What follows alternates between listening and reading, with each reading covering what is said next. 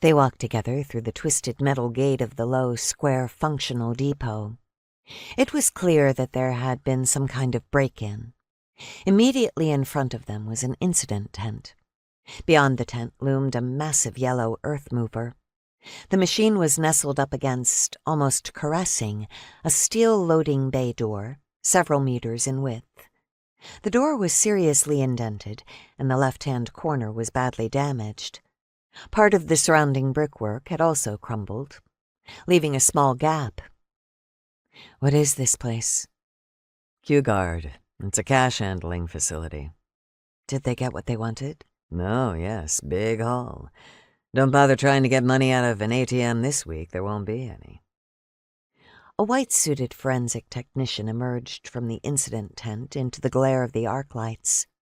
Anita had expected to see old cantankerous Peterson, but it was a strawberry blonde woman instead. She grimaced ruefully at them. "Better not go in there. The poor fellow was crushed under that thing," she said, nodding in the direction of the brooding earth mover, whose shadow in the lights was double the size of the machine and resembled a menacing prehistoric creature. Not a pretty sight. "I'll let you scrape him up then," smirked Westermark, who was clearly taken by the fresh-faced forensic technician. He reckoned she must be in her early 30s, like himself, and as she headed back off to the tent, he was already having lurid thoughts about her prowess in bed. "God, that's awful," exclaimed Anita. "Who was in that ambulance?" "One of the other security guards. Shot in the arm. He'll live." "Anybody else injured?"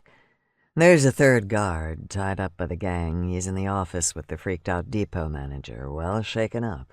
Before Anita could ask any more questions, from behind the enormous earth mover emerged the equally bulky Chief Inspector Moberg, with a timid Clara Valen in his wake. Damn, even Valen had got here before her. That would give the new detective a few brownie points.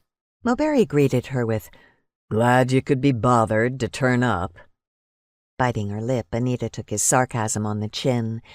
There was no point trying to explain about the car. He had that distorted anger in his voice that comes from being forced out of a warm bed at an unearthly hour on a glacial night.